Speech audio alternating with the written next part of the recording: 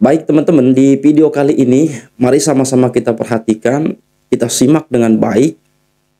Ada 3 poin yang perlu kita perhatikan. Yang pertama adalah jawaban Kiai Imad terkait pertanyaan apa maksud dan tujuan Jenderal Dudung itu kemudian masuk ke dalam barisan PWI LS. Yang kedua, NU tidak akan mampu membangun fikih peradaban bila mana masih ada kotoran atau sampah-sampah peradaban.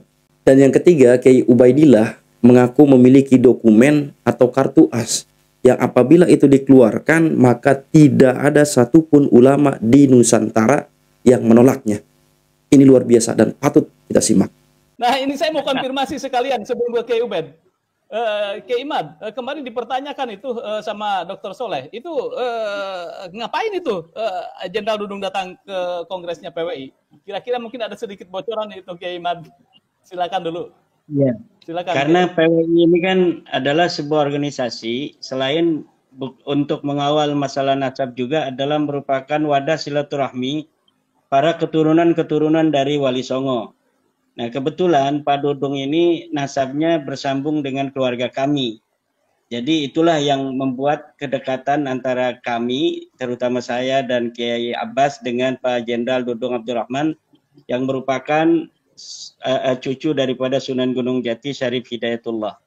Itu sebenarnya. Selain daripada itu, karena kalau narasinya seperti itu, toh banyak dari keturunan Wali Songo pun yang hari ini belum atau masih ada yang tidak sepakat dengan gerakan kita, yaitu gerakan perjuangan Wali Songo Indonesia.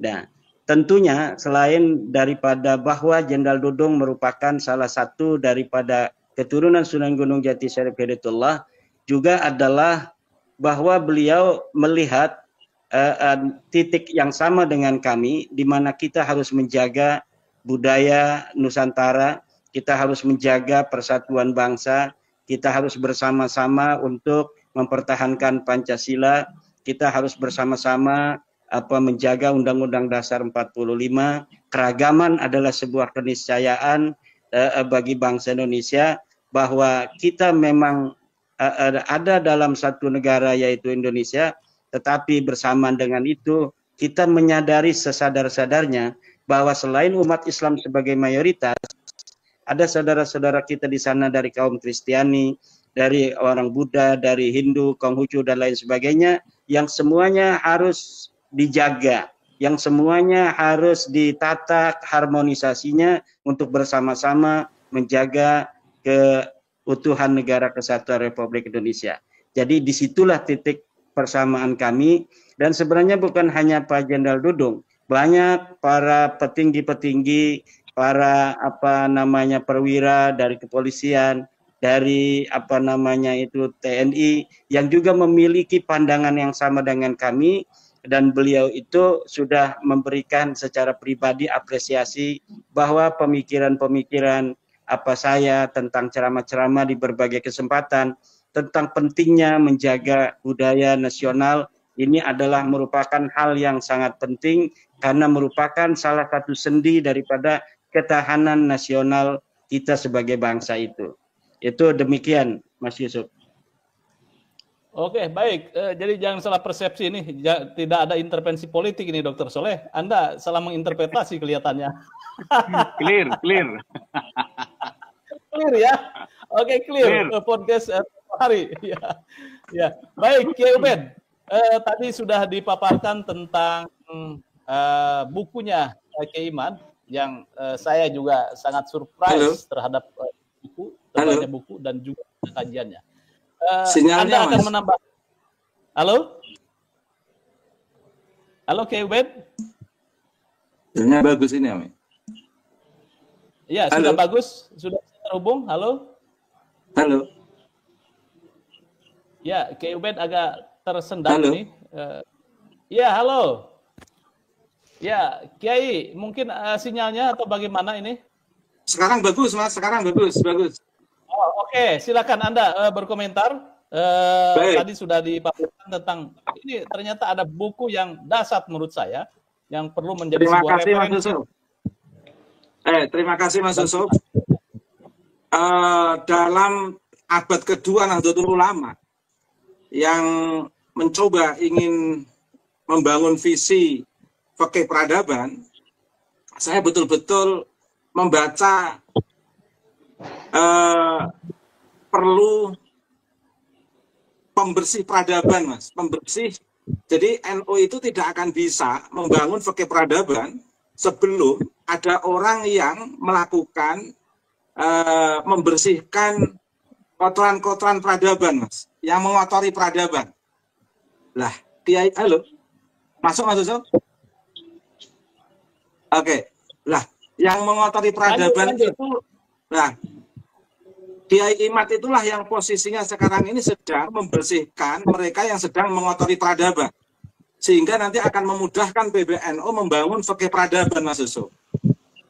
Karena PBNU itu akan kesulitan membangun fikih peradaban di NU abad kedua, memasuki abad kedua, tanpa adanya orang yang mau siap membersihkan mereka yang sedang mengotori peradaban.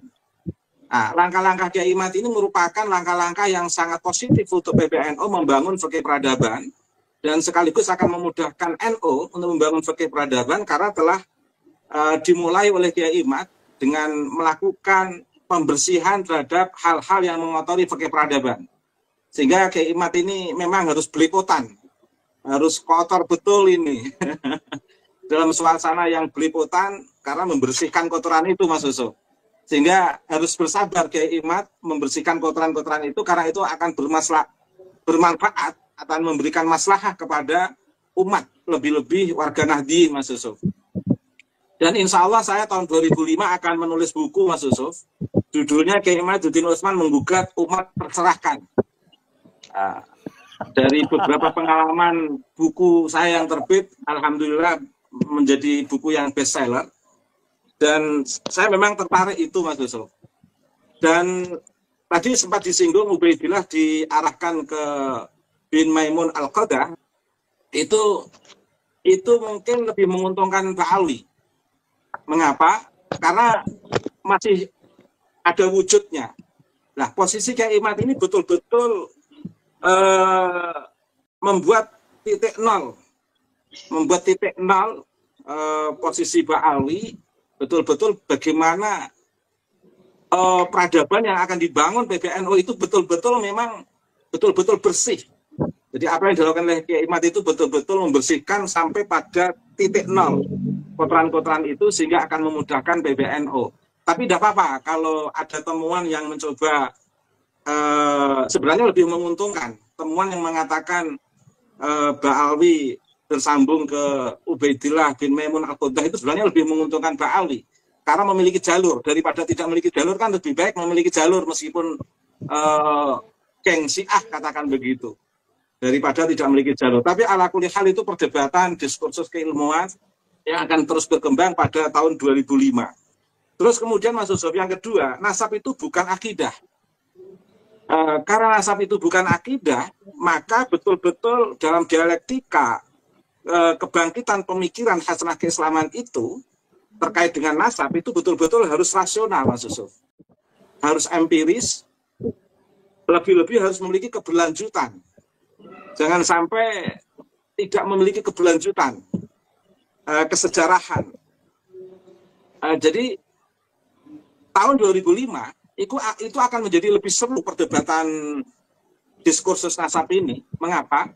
Karena saya lihat dari mereka yang mengaku cucu Nabi itu belum rela menjadi mantan cucu Nabi. Nah, jadi belum rela, sehingga akan semakin seru.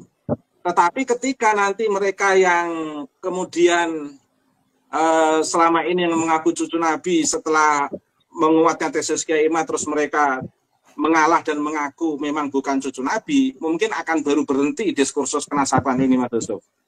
Tetapi saya lihat Muhyiddinnya ini mengambil berbagai jurus dengan langkah-langkah berbagai macam langkah yang mereka lakukan dengan sub-sub langkah itu.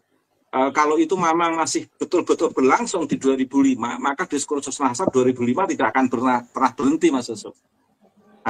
Satu sisi kengototan mereka yang mengaku cucu Nabi, di sisi lain data Kiai Imad sudah sangat kuat dan dalam dialektika pemikiran itu mau tidak mau harus rasional, empiris, memiliki keberlanjutan keilmuan, dan harus kontekstual. Jangan sampai mendiskusikan sejarah Islam, perkembangan pemikiran Islam, itu hanya berhenti pada teks yang sangat normatif begitu saja. Tapi betul-betul harus didialektikakan dengan konteks-konteks yang sangat rasional dan empiris dan memiliki keberlanjutan. Lah, menariknya dari tesis Kiai Imad ini, itu memiliki keberlanjutan, rasional, empiris, dan betul-betul kontekstual. Sehingga mereka yang ingin membantah ini harus memforsir dengan segala energi, baik terkait dengan materi maupun mental.